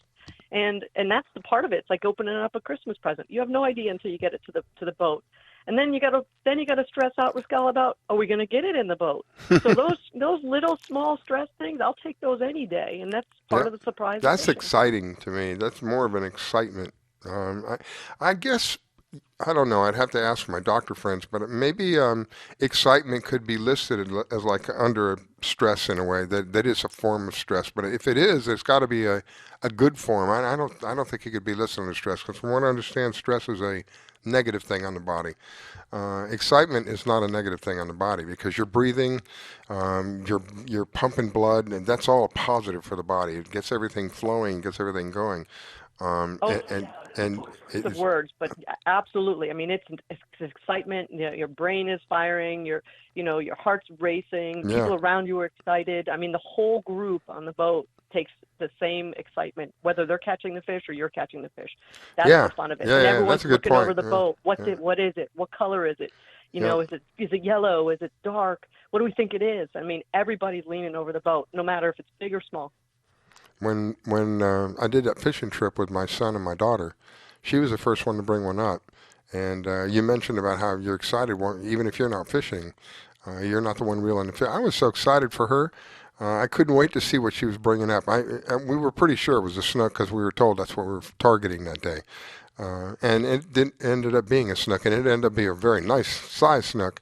But yeah, I was so excited for her because I could see the excitement on her face. She was struggling having to, bring that thing in, but it was a good thing. I believe that there's good energy and bad energy. It's just good energy that you're bringing into your life. You can't put a price on that. The look on their face, and then of course I got to do one too, and that was what an enjoyment. I think between the three of us, we caught about 30 of them. Believe it or not, I think we each caught at least 10. And the smallest one was like 35 pounds. That's a huge number of fish in a short period of time. In an hour and a half, Carolyn. In an hour and a half. No, we were there no more than minutes after he dropped the anchor. We were pulling fish up. I mean, almost one after another. No sooner did we throw the line in, we'd bring one up. From what I understand, it's their spawning season. And he picked a spot where we could look down in the water and see him. I was shocked. And I never, ever thought that you would catch snook where we caught him. I've always caught snook backwater on mangroves, canals, things like that. I've never thought about them being literally out there in the ocean. This was out in the ocean alongside the jetty, but I mean, they're on the ocean side. At 30 feet down, the water was so clear. We could see 30 feet down. We could see hundreds of these fish down there. It was amazing. It was amazing. Well, I mean, to catch that many fish in that short a period of time, I've gone out in our boat and trolled for 10 hours. I know. Halfway to the Bahamas and catch nothing. To the point where you think you're lost at sea and you don't see land anywhere, and you ate your last sandwich and you have no more bait. And you're like, come on, there's got to be something floating that we could fish on. And then within a blink of an eye, if something happens, you go from this boredom to all pandemonium, this excitement. Well, we got a hit, and you got to take care of that. You got to make sure that you're not going too fast. You slow down, or you may even have to back up on it, depending upon what it is, and get the lines in and get prepared, because if it's a dolphin, there may be a school following them, so get ready to throw some chum out. Yeah, it's that's the part that I love about it, because you go from one extreme when you're doing something like pulling, like you're trolling, you go from one extreme to the next. You're just bored and it's warm and come on, man, I don't want to eat anymore. I just want to see if, and then all of a sudden, one of the lines, you hear the line zip. Oh, man, your heart starts pumping, the excitement starts flowing, the adrenaline's going, and you don't know what you got for a couple of seconds, because it just takes a minute or so before you can figure out what it is. And it's just amazing. I don't think you can put a price on that. At that particular moment, everybody's usually briefed, okay, if this happens and that reel goes off, you pick up this reel, you clear this line, you get the throttles and slow the boat down. At that moment, everybody forgets everything. So nobody does anything, because we were so caught off guard. We're like, who's taking the boat? Who's taking the line? Who's clearing the bait? Who's got the gaff? I don't want to gaff. I can't gaff a hat. My gosh. You know what you reminded me of? As kids, we used to do silly things. And one of them was, I think it was called the Chinese fire drill. Did you ever do that? Yeah, absolutely. You come to a stop sign, and everybody gets out of the car, runs around the car one time, gets back in the car. That's what you reminded me of. Up on cushions and putting their hands up in the air and saying, I don't want to do anything. But you're supposed to drive the boat. Oh, geez, yes. Well, this is the enjoyment that you have. See, these experiences that we share are the lifelong memories that we make when we do these activities. In this particular one, this example, fishing, lifelong memories. And when you bring the kids and you get the kids involved, it's lifelong memories. I find that children who are active with their parents, the more activities that they do with the parents, the closer they are to the parents, the more respect they have for the parents, the easier the children are to parent. Whereby, if you're using a television set as a babysitter per se, or you're allowing your children to go, wherever other places to learn their life experiences, it becomes more difficult. That's where the attack on the family comes in. Because there has been and there continues to be an attack on the family, day in and day out. And these are one of the things that we can do. In my life's experience, fishing was like the glue. It was a vital part of our family. Fortunately for me, and this is one of the reasons I like to promote lady fishing, lady anglers. Fortunately for me, my mom loved fishing. And so when we went out and did it, we were all involved in I've given this many times before, we're all involved. We all caught fish. My younger brother he would scale the fish. I would clean the fish. My mom would prep the fish. My dad would cook the fish. We all shared in that experience. And in that sharing, we all had, what do they call it? Skin in the game, if you will. I think that's what it's called. We all had some skin in the game. It all meant something to us. We all did a part of it. And as a result of that, our family was very close. My brother's, to this day, my best friend. I don't think we've ever argued as adults. As kids, yeah. But, I mean, once 18 and above, I don't think, and I'm just being brutally honest, I don't think my brother and I have ever had an argument about anything. And we disagree on a lot of things, but we will not argue. And I think it's all based upon what happened to us as we were growing up. Our family was one of those families that just did a lot of stuff together. The more activities I believe that you can do together as a family, each of you being involved in whatever that activity is. And fishing is something that I like to promote because you can be any age. You can be a male or a female. You can be 2 or 3 years old. I can remember when we first moved to this neighborhood, the first house that we had had a lake. Had a canal alongside of it, and my 4-year-old was out there fishing with a little Zebco reel, and he pulled up a fish. I was astonished the fish that he pulled up. So you can be 4 years old. You can be 80 years old. And you can go fishing. You can enjoy the relaxation that comes with it, the excitement that comes with it. It's just not, it's a different activity. It's a little something for me, and I believe a lot of other people out there enjoy doing because there's relaxation in it. There is joy in it. There is a different way of life. It really is. And you get out there on the water, especially if you're in a boat. When you're out there on the water, it's just different. You have to do it to understand what I'm saying. I don't think words can really properly describe what it's like to be out there on the water in a boat, particularly on a day where it's not really rough, 2 to 3 feet, a little bit of a chop on the water, and just enjoy the water and look down into deep blue water. You can look down and you're not realizing you're looking down 40, 50 feet and it looks like you're looking down 1 or 2. And the life that's out there, that's teeming with life out there, just unbelievable.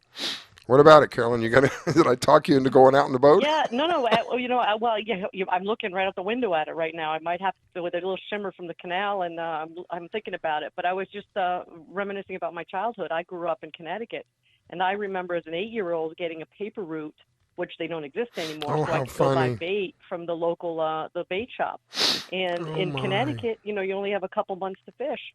And I'd walk down to the dock, even with ice on the water, and I'd throw a line in there and catch these little 6-inch snapper blues and think that I was all that, and take them home and fillet them into a 1-inch fillet because that's all you can get on them. Yeah. And I'd be so proud of myself, cooking in a little skillet. And it's those are the memories. You crab trapping, going to the beach and catching shiners. So you had them for bait. Those little worms with the pinchers on the end. So, I remember those memories 50 years ago. Wow. And the first job, if you want to call it that I ever had was a paper route. Wow. I have completely forgot about that until you said that. Yeah, that was the first thing. I had a little basket on my. Actually, I had three baskets. I had one on the left and one on the right, on the rear, and then one in the front. I can't even remember how many, but I filled all those baskets up. It would take me, I think, about an hour and a half, 2 hours to do my paper route. That was the first thing I ever had. My goodness. And we sit there for, did you have to fold your papers too? Because I had to sit there and fold them. You had to fold them, yeah. And I'd always talk my mom on a Sunday into driving the station wagon around town and, and helping me deliver the papers. Oh, cool. So I remember you had to go to the little box, pick up your stack of paper, and start dispersing them. Collect that you were happy for that 25-cent tip. Yep. And that's what I did, to get my little fishing career started. And I'll tell you what, it's those are memories you just gave me right just back now, just thinking about it. It's important, and you don't need a lot of money to fish. You can fish anywhere, any state, anywhere, and you don't even need a boat.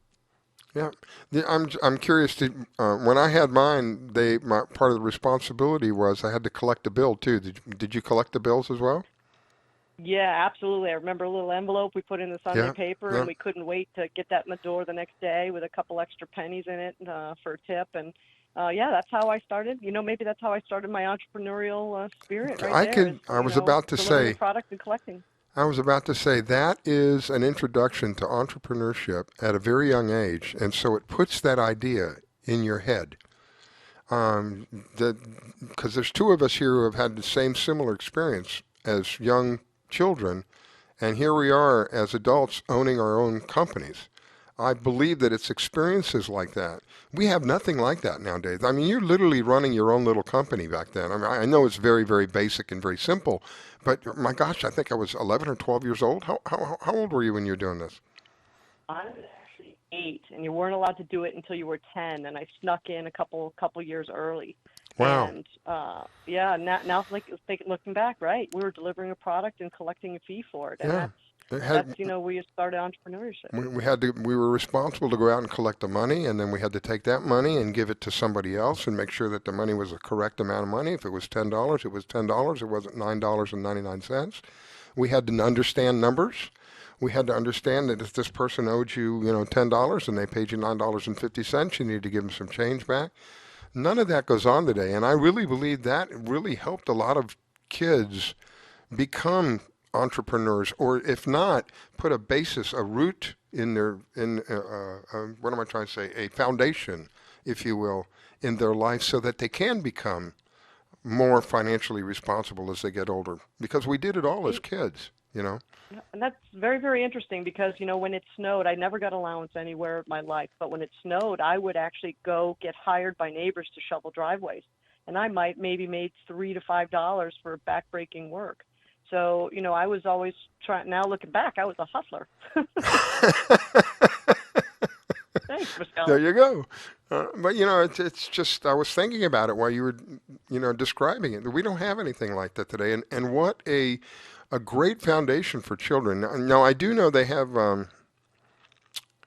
program in school, and I can't think of what it is. It's for, I see it in my mind, and I can't read it. But they do have a program in school for corporate, kind of like a corporate thing, but it's not hands-on like that. You know what I'm saying? This was real life, hands-on experience in running a business. It's as simple as it was, because it was pretty simple. But as simple as it was a foundation for children. A child was running this business. That's the part that I'm trying to get across to people right now. And that put the idea, the spark in your mind that you can look. You're doing this. You're delivering the product. You're collecting on the product. Then you're paying the vendor, if you will. I mean, I'm making it a little more complicated than it is, but that's really what it is. You're getting a product from a vendor. You're selling that product to somebody else. You're delivering that product. You're collecting on that product. Then you're paying your vendor. As a child, all this is going on. What a basis for them as they grow up to become entrepreneurs, or at the very minimum, become financially responsible because they understand I have a certain amount of money and I have to pay somebody, whether that's the electric company, whether that's a phone company, whoever that might be, and I have to have some money left over, if otherwise I'm not going to have anywhere to live.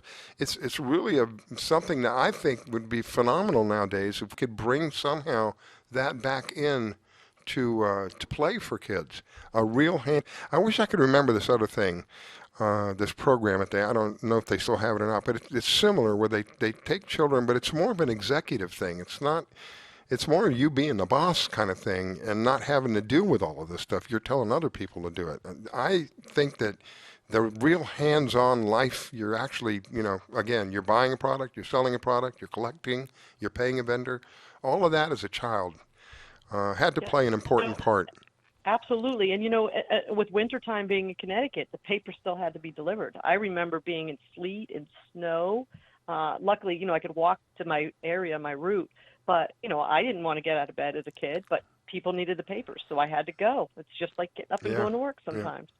It's a strong basis. That's how I got my bait. We had to deliver early in the morning, and some days it was raining, and it was just miserable on some days. It was, like you're saying, I didn't want to do it, but I did it. I did it anyway. I really didn't think that I was, I guess because of the upbringing. I don't know. I can't put my finger on it, but I never really thought, I'm not going to do this. I never really thought of that. Where we have that thought is predominant today. Something comes along with the generations that we see today, and it's too hard, or in their mind it's too difficult, or for whatever reason they don't want to do it. They just don't do it. They don't say, oh, come on, I got to put my boots on. I got to go out. This got to get done. This is my responsibility. We're missing that. We're missing that today. And absolutely. And, if I wanted to get a tackle box, if I wanted bait, if I wanted some shiners, that's the only way. My parents didn't give me money, but that's how I launched my fishing career. And, luckily we're in Florida. We're fishing in Florida where you've got so many beautiful sunny days and typically no snow. So, we're doubling up the time we can fish. And I'm so glad that for our listeners that we're in this area that has lakes and canals and rivers, beautiful fishing areas all throughout the state of Florida. That we have the opportunity to use. If you don't like water, you're not in the right place, because we got water everywhere. We got lakes, we got canals, we got backwater, we got oceans on both sides of the state, down to the bottom. Water, it's like a sponge. Florida's like a sponge. We have water everywhere. I think there's some places they call it the land of 1,000 islands. I think there's places around Florida that they say that, because there literally are thousands of little islands throughout these lakes and backwaters. There's places down in the Keys where I went fishing, and fortunately I had somebody who knew the area real well, that you easily get lost in the mangroves back there. You got to know where you're going. But again, there's tens of thousands of, lakes. There's probably even more than that in canals. And there's a wide variety of fish, depending upon whether you like freshwater, what we call freshwater, brackish water, or saltwater. I'm a saltwater guy. I've always liked saltwater. I tried freshwater young on and didn't really particularly care for it. One of the things that turned me off to freshwater is I couldn't eat the fish. My dad wouldn't let me eat the fish. That was like when we went fishing a couple of weeks ago, and I had to throw the fish back. Boy, that didn't sit right with me. I'll be honest. Something's not right with this fishing trip. I got to put these fish back. It wasn't seasoned. So, and that's probably why we caught so many fish, because they knew it wasn't. Hey, Henry, take a bite. It's all right. It's free food. We're gonna get thrown back. Yeah, when you're throwing back 30, Rascala, that's a big deal. And the 10,000 islands that you mentioned, there's actually Southwest Florida. There's just huge mangroves everywhere. Yeah. And people are paddleboarding back there, and I'm sure a lot of people are overdue and get lost and dropping their cell phones. Got to know where you're going back. Great fishing. That would be the place. I've never had the opportunity. That would be if you were going to go somewhere and wanted really, really peace of mind, that would be the place to take an Atlas Trax with you. Because let me tell you, if you've never been back there, it's how would you describe it? It's almost like walking into one of those rooms where there's mirrors everywhere, and so you don't know which way is what. Everything looks the same. And that's what it's like in those mangroves. Everything looks the same. So if you don't know the area, you better have something on you that somebody can find you, because you'll get lost in a blink of an eye back in somewhere like there. And there's nothing better than an Atlas Trax you can slip into your back pocket and have peace of mind. Regardless of where you go, within 10 feet anywhere on the planet, somebody can find you. And those mangroves, it's beautiful back there, but I will tell you, it's concerning. Well, I was very concerned that I hope we can get out of here, because I have no idea how to get out of this place. And some of the water is extremely shallow, while other places there's a bit of a channel. You really got to know what you're doing back in those areas. But it is absolutely gorgeous back in those areas. These are some of the things that we have here in Florida. There's nowhere else around. Not any of the states nearby have what we have some of these places, especially down in the southern parts of Florida. because of the Right, and climate. for the perfect example is even if you're in cell phone range. For this morning, I forgot to charge my phone that I'm speaking with you on, and if I was going to go fishing, I'd still take my uncharged, half-charged phone out with me, and now I'm going to lose my cell power.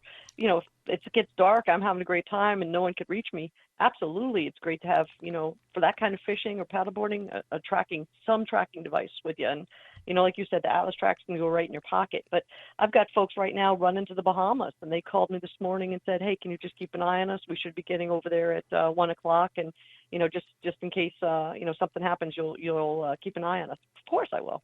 That's open waters, 80 miles. A lot of things happen in 80 miles. A lot of things happen in your neighborhood. Now, can you imagine calling if someone like one of these major companies, like maybe the TV, one of the TV channels, or one of the phone suppliers, or one of the internet suppliers, I don't want to mention any names, but can you imagine if they were Atlas Trax and you called them up and asked them to do that? Oh yeah, sure, good luck. Yeah, you're going right back to sleep. Leave me alone. You wouldn't get anywhere. Yeah, not only that, we have local knowledge. So if someone says, I'm going to West End, Bahamas, I'm going to Cat Island, I'm going to New Province, we know what that means. The call center, they don't know what that means. Yeah. They don't know the islands, been to the islands, know where the canals are. It's a big deal. Peace of mind and safety is such a big deal for me, which is why I just always concentrate on this business. It's all about, we added satellite phones. We've got the Fat-Fi, which you love. We've got the mini tracks. We've got solar trackers. Everybody needs, even the tournament. I was able to track about 20 boats yesterday just doing a tournament for fun. Because then you could see when they're coming in and run to the weigh-in and meet them at the dock. Just really fun thing. I like I call it the pocket version because it's so portable. It's self-contained. It's waterproof. You can slip it in your pocket or you can put it in whatever. And it's amazing when you were telling me about some of the things that you're involved in tracking.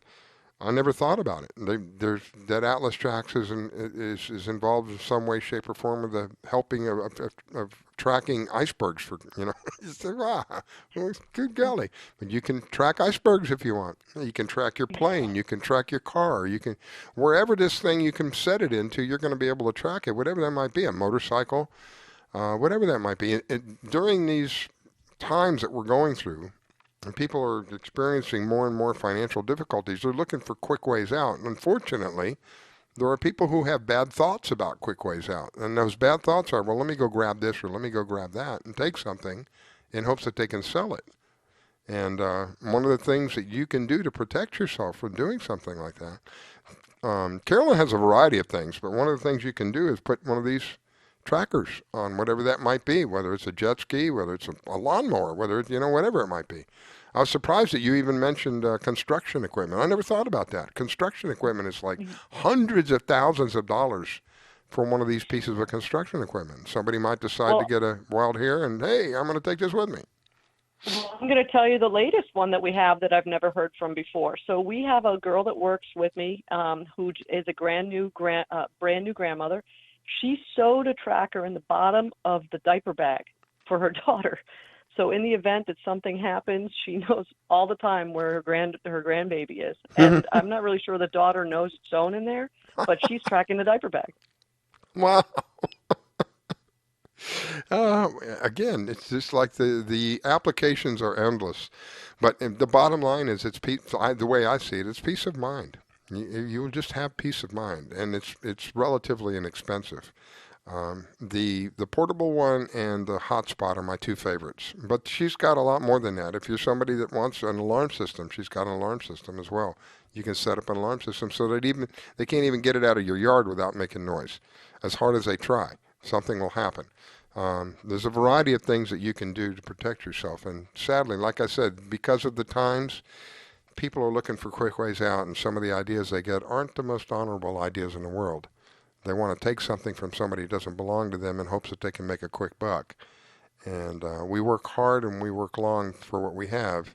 We should take every opportunity we have to protect that. And one of the ways you can do that is you get a hold of Carolyn. And it's atlastrax.com, and it's ATLASTRAX, ATLASTRAX.com, atlastrax.com. You find a variety of products. Anyway, let me, I think we have the one and only Florida Salty Cowgirl on. Is that you, my dear? Good morning. How are you? Hey, Go- Angelia. Good morning, Carolyn. How are you? I'm great. Come down there. You know what she did to me, Carolyn? She sent me a picture. Of course, she's got this beautiful smile. The one thing, when I think of Angelia, I am not kidding you, the first thing that comes to mind in my mind's eye is this young lady with this beautiful smile, ear-to-ear smile. So she sends me this picture of her in the foreground, and in the background is my old stomping grounds, as I like to refer to it, is the oh my gosh, now I can't think of what it is. It's the Alligator Lighthouse. Yeah. So so I'm looking at the picture. She's got this big smile. I'm going, oh, why'd she have to be there? I want to be there. Oh my gosh. So it's still just as beautiful as ever. It's actually more beautiful. You know, they rebuilt the lighthouse a couple years back. Oh wow. And yeah, post Irma, they've been building new reef markers on most of the reefs right now, and the Alligator Reef was one of the very first ones to get done, and it's beautiful.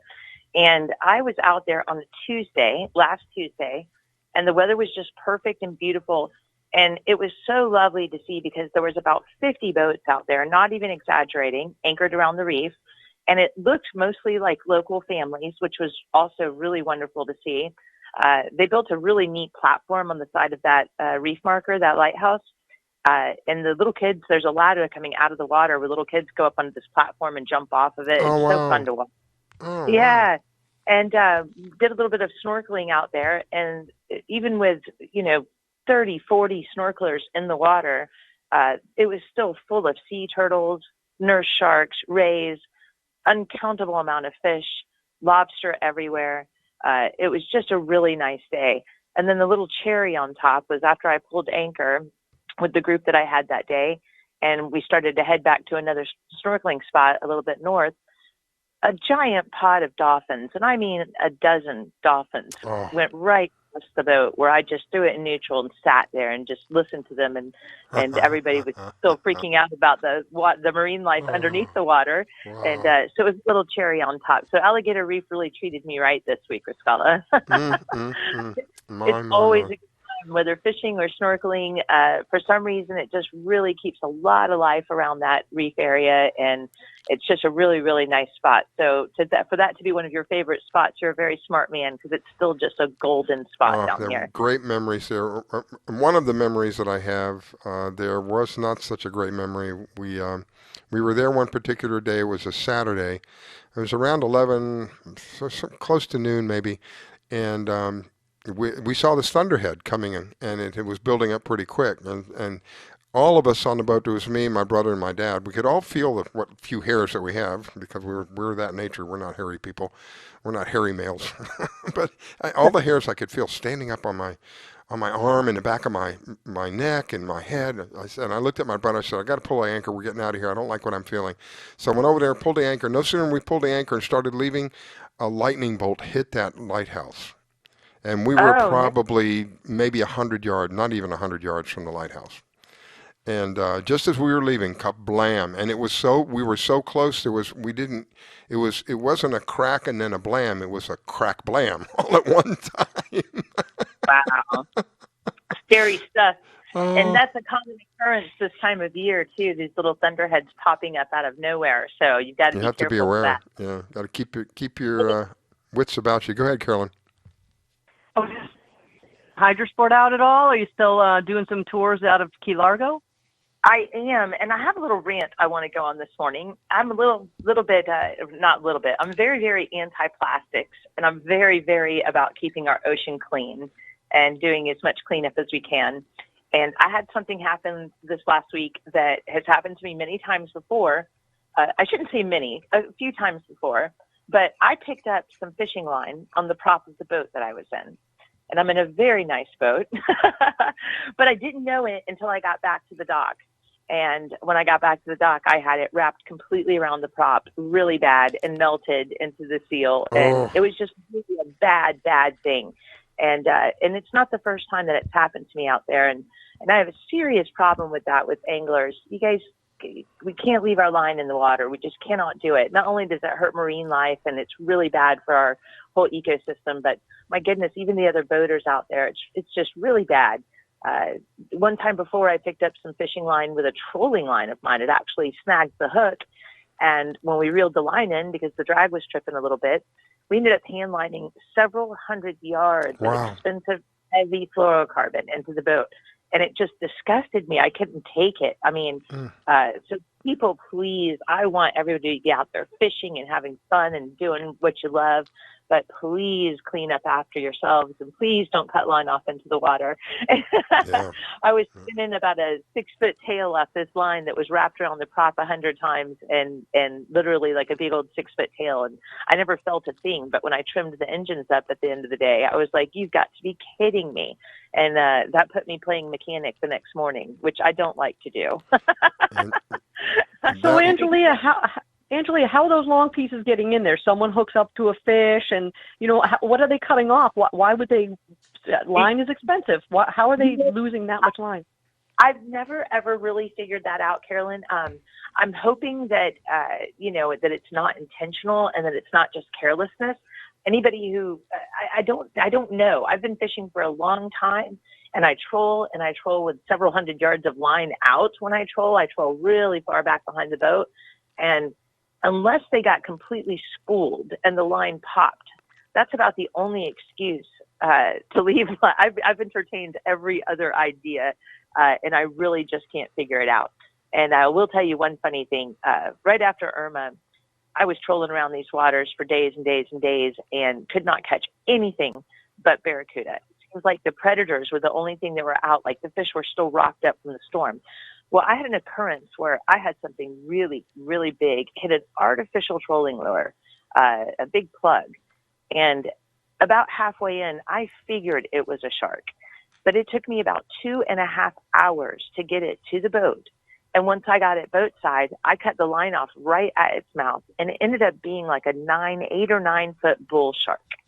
And when I posted this online, videos of it and stuff, I got scolded so bad, like, "Oh my gosh, you've killed the shark." And by the way, the shark swam away safely. He wasn't happy, but he swam away looking very healthy. It was scary to get the line off of him. Let's put it that way. 2.5 hours of fighting with him.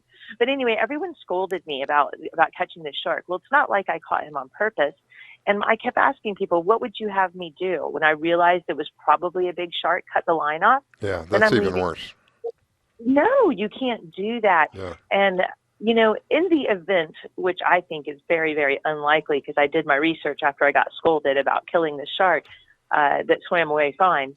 But I did my research, and, sometimes the sharks do get traumatized and they don't last long after a struggle like that. But most of them are very, very hardy. And even if one shark died, that's better to me than 100 sea turtles dying. I don't know, call me crazy, but it's better than being down there for other boaters to pick up, for other sea life to get harmed with. I just can't imagine a scenario where you would cut off hundreds of yards of line into the water on purpose. Maybe I'm naive. There are. Well, but you know how expensive line is, and there's all different kinds of lines. And I've even, by accident, tangled lines, and I'm not even allowed to cut that off in the boat. I'm responsible for untangling it, no matter how many hours it takes. So I know. But it's like to keep there, girl. I've untangled things that I've had people say look like a shrimp net. Okay. Wow. So I am so with you there. And if I do cut it off, I'm extremely careful. I do it over a bucket. I have a container on my boat that is a 5-gallon bucket, and it's got a lid, a sealed lid on it, and it's got like a star cut in it. And that way, any garbage that you put into that bucket, even if it's just, stray pieces of line you cut off tying knots, it doesn't blow away. It is in that bucket. So I am very, very careful about my fishing line, all of my garbage, all of my plastics. But some people just are not. And I really want people to be aware of the damage that it does our sea life, our boats, the trouble it causes other boaters, other mariners. So, yeah, and just the wildlife in general. My goodness, a lot of the sea turtles are strangled by fishing line. That's no good. We can't have that, especially not after seeing this healthy turtle population out there at Alligator Reef. I mean, it's so lovely to see. Wow. once upon a time you couldn't find one. So we've done a really good job with bringing a lot of our sea life back. So everybody just needs to be really aware and really be good with your garbage on the boat. And like I say, Carolyn, I can't even fathom why someone would cut that kind of line off into the water. So I'm hoping it's by error or by mistake somehow, even though I can't imagine how. But it's happened to me, so enough times now to make it a little point of interest of me to let other anglers know that that's just not acceptable. Come on, guys. Yeah. There may be a myth out there that eventually breaks down. That myth is not, well, it will eventually break down, but none of us will be around. It takes about 1,000 years. I have a plastics background. I used to run a plastics plant. It takes about 1,000 years for plastics to completely break down. So if you're letting this stuff go out into the water, that's what you're asking of the environment. You're asking 1,000 years of the environment for this stuff to be around before it finally breaks down. And then that of it that begins to break down breaks down in such small pieces that it actually will get caught up into the gills of fishes and things, anything that's breathing the water. These particles become so small after a while that they become caught literally in the respiratory system, if you will, of those, whatever it is, whether it's a snapper, a grouper, whatever it might be. So we were talking earlier about having to deal with small, locally owned, family-owned businesses. Everybody wins. Well, now we're on the other side of the fence. Everybody loses. You lose, I lose, the fish lose, the environment loses. Nobody wins when we're doing irresponsible actions like this. So please be aware of what Angelia is saying. You can't just throw your stuff out there and think it's going to break down. It doesn't. And it harms everybody loses. And you're completely right. Most plastics take 1,000 years to break down, and it's terrible. And I even I have a habit like a child of cutting open mahi bellies because I love to see what they've been eating. And I've cut whole bottle caps out of mahi bellies. Wow. And that's just not cool. Anybody who wants to get disgusted and loves our waters and our oceans, look up the Great Pacific Garbage Patch, and you'll see what happens. Yeah. This carelessness over hundreds of years, and we've got to make that stop. We can't keep contributing to the problem. Yeah. So, yeah, I'm very passionate about clean beaches and clean waters. So, well, I appreciate something that. too about with you with cutting that hook out of the shark. For the listeners, hooks are designed in fish. If you have to cut them off, to dissolve within a couple months, a short period of time. So anything that swims away, that hook won't be there for a very long time. That is a very important fact, Carolyn, and it's very, very true. Hooks are designed to break away after a period of time in that fish's mouth. They will decompose and they will come out. Yep. So that fish is more likely to live if you leave that hook in rather than mangle his mouth and take it out. So I've cut a lot of hooks off cut the line off right at the eye of the hook just to let the fish free. And it will come out. And that shark he swam away with a $40 or $50 Rapala, beautiful piece of mouth jewelry. And hopefully it came out and he lived happily, but it was a pretty epic 2.5-hour fight. It was a pretty interesting day. Wow. But yeah, the plastic situation, I'd be really grateful if everybody'd help me because I really love the waterways and our oceans, and we have such beautiful, beautiful things out there, and the garbage is just not necessary. Yep. So let's use the campsite rules. Leave it in better condition than you found it, right? I like that. Yep. All right, we're completely out of time. If you want to reach Miss Angelia, you can do that. You can find her. She is known as the Florida Salty Cowgirl. Variety of areas you can find her. Facebook. Where else you at? Where else you on? Facebook, Instagram.com, and you can always reach me on my phone at 813-610-0078. Thank you, my dear. God bless you. Enjoy your day. I greatly appreciate it. Let me let Carolyn say goodbye to you, and we're out of here. Talk to you soon. You got it, Carolyn. Loving the Atlas Trax, Dave. All right, everybody. We are out of time. Thank you so much for taking time to listen in. Carolyn, thank you for being co-host today. Listeners, thank you for being for us. Greatly appreciate it. We'll be back in a week. Remember, you can download our app. It's absolutely free.